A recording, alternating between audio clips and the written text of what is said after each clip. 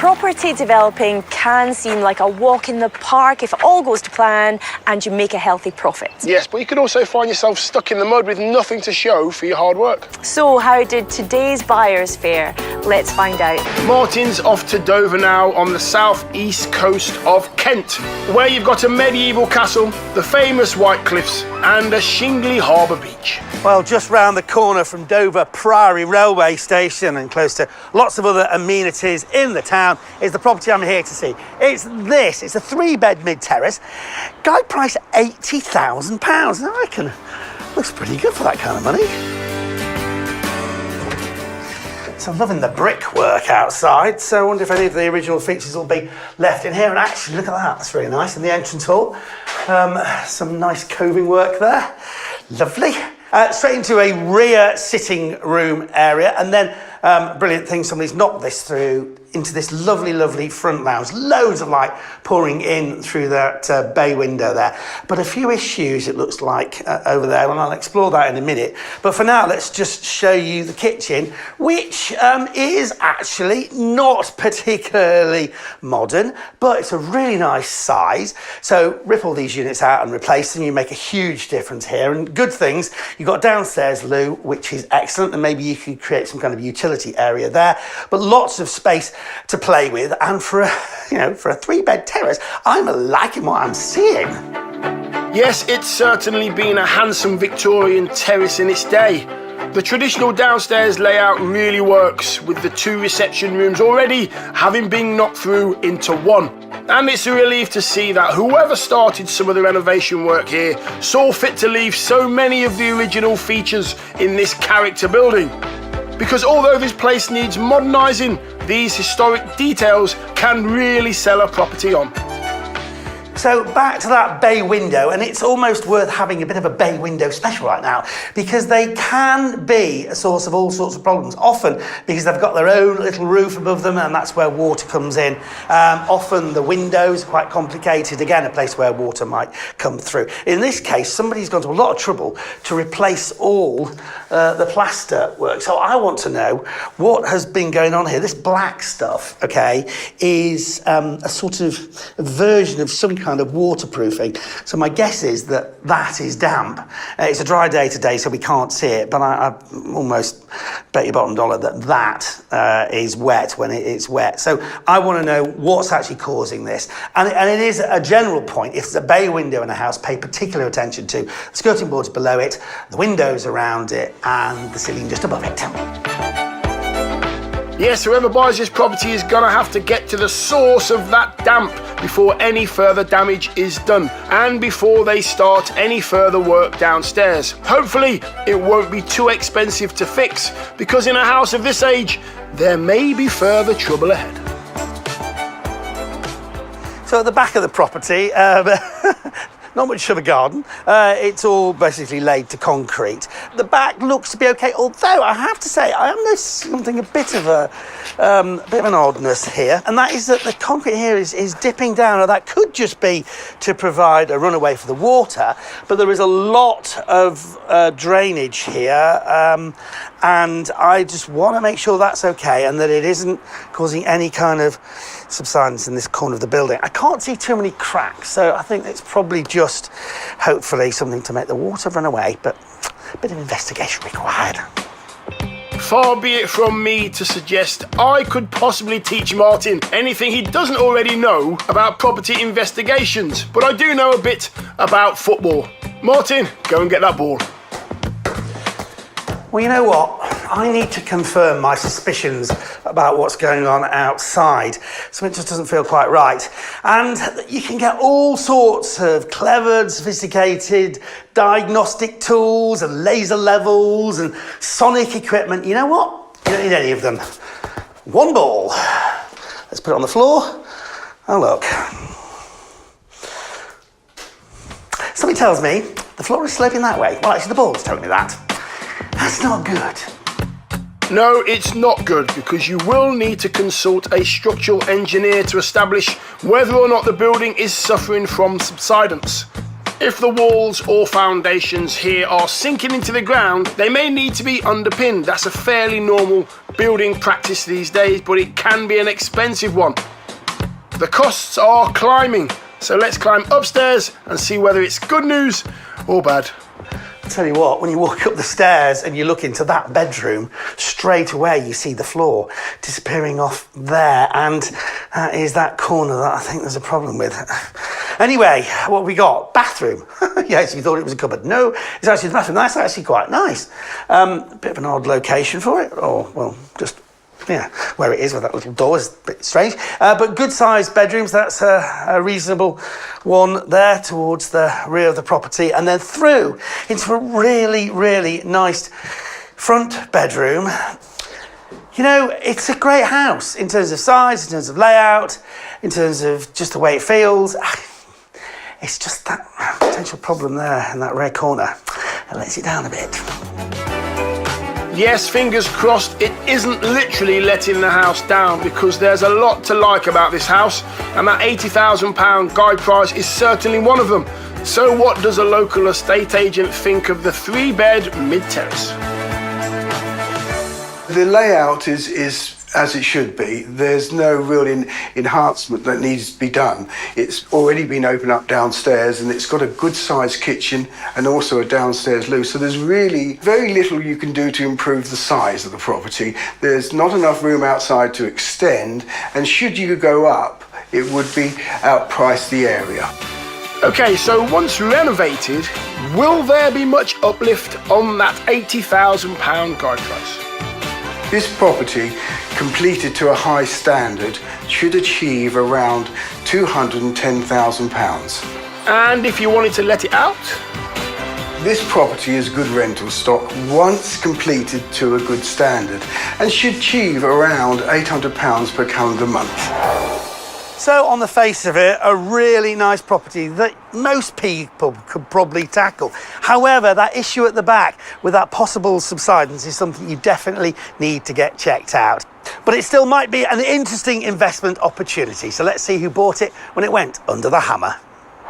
As this auction took place online, we can't bring you any footage of the successful bidders. We're all done. Sold.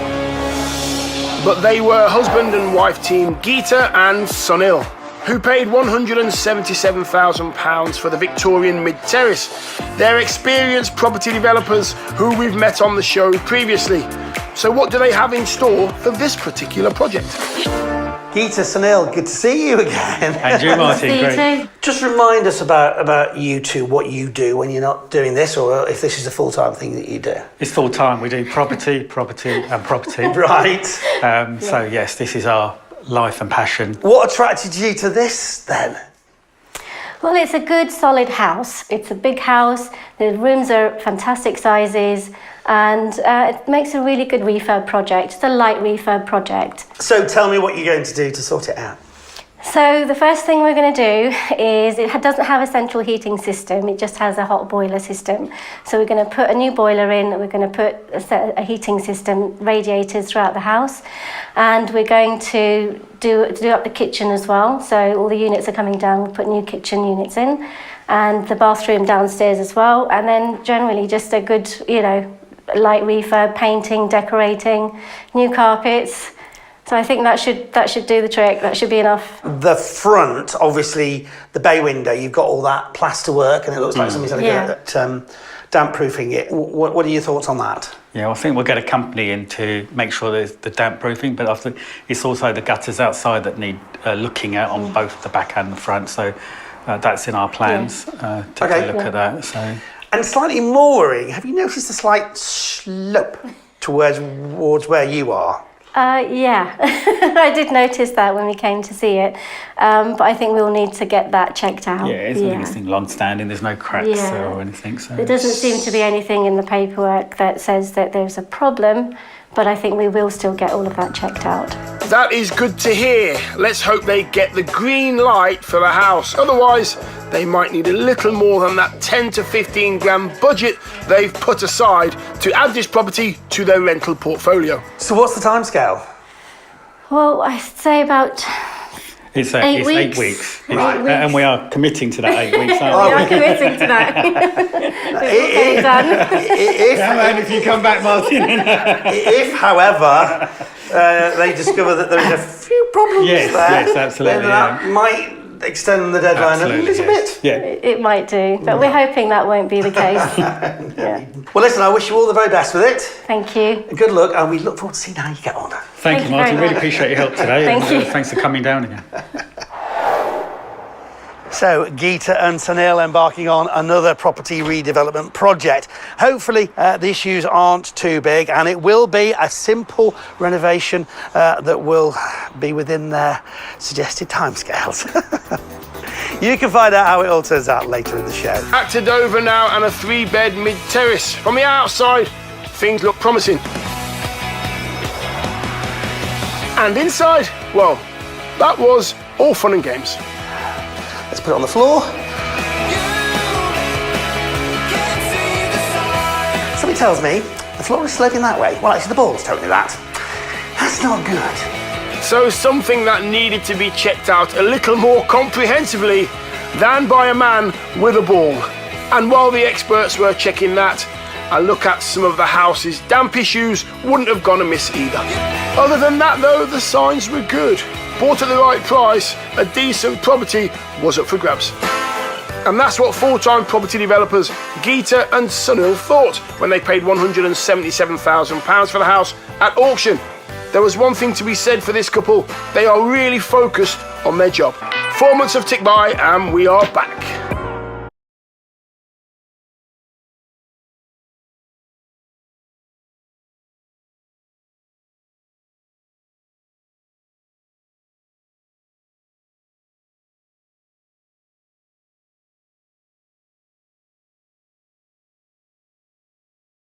So the plan was just to do a straightforward renovation. However, when we had a look around, we realised we can actually add a bit more value to the property.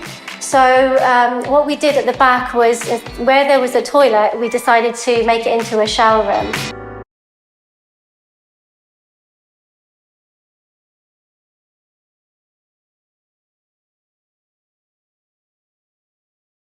That meant closing off the door to the back garden and relocating that same door from the dining room into the garden. I think that's a really sensible move. Were there any changes upstairs?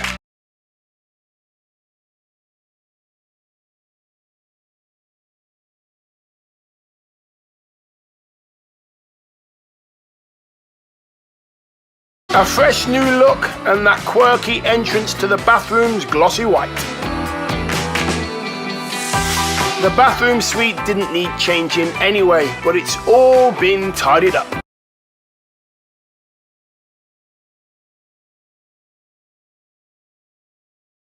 Well, it's all looking really good, but is it on the level? We had a structural engineer come in. There was no structural issues. There was only a historical issue, and all it needed was some cosmetic work to be done to it to level out the floor and make it look nice. And the damp issues were also treated by experts, so all is fine with that. Well, those were the known issues, but there were a few unknown issues. We had a few challenges across the project which we didn't anticipate, and one of them was the ceiling in the kitchen. It was so flimsy, it was made of cardboard, so we took that down, and then above that we had to take the next layer out. And it's good because now again we've made sure that it's up to standard, and we've put fireboards in it because it's a kitchen, of course. And along with making sure it was up to the fire regulation standards with new central heating and insulation throughout, they've taken this house's energy performance certificate rating from an unlettable F to a cosy C rating, well above the minimum requirement to let it out. But who was it that made this refurb happen? Myself and Sunil, we both project managed it together. Outlining the works, designing the kitchen, designing the space in the shower room, and then sometimes sourcing the materials as well. But I always say that for every or any successful project, you need a good, successful team behind. to help make that happen. And we're very fortunate to say we have got a really fantastic team of people who've really put their heart and soul into this place to make it, make it really nice for the tenants that are going to move in here. Well, certainly teamwork is the key, but although Sunil and Geeta have done many properties, they don't always work as closely together as they have done on this one. They were hoping to get the job done in 8 weeks, but other projects their team had to work on meant their time frame had slipped away. What about the budget? So the original budget was around 12 to 15. We've spent about 20. So we've gone £5,000 over budget, but I think in the long term, we're quite happy that, that the cost right now, it will add value to the house, so I don't think it will be a problem in the future. Well, hopefully that £20,000 spend has future-proofed it, but it does mean that along with that £177,000 purchase price, they are looking at a total investment of £197,000. So what does the agent who saw it last time think of the improvements Geeta and Sunil have made here? The changes here are very positive insofar as they have put a bathroom downstairs and quite a nice design actually with the walk-in shower, so that's a big plus. The new kitchen is nice and clean and tidy, which enhances the property. So by and large, it's been a good freshen up. Rental is the name of the game for Geeta and Sunil, but with £197,000 spent, how much would their asset be worth currently if it was put on the resale market? This probably should achieve around £240,000. And if they were to achieve that value, that could see a pre-tax profit of 43 grand. What about the all-important rental figures? This property should rent for around £1,000 per calendar month. Yeah, I think that's a really good rental figure, don't you? Yes. Yeah, but we're actually marketing it at 1,050 because I think it's still achievable. Well, even £1,000 per calendar month would see a yield of 6%. Presumably, now this duo will move on to more properties and properties and properties. But will it be together? We will work together in the future. Definitely. Yeah, we definitely will. I'm glad you said that. No.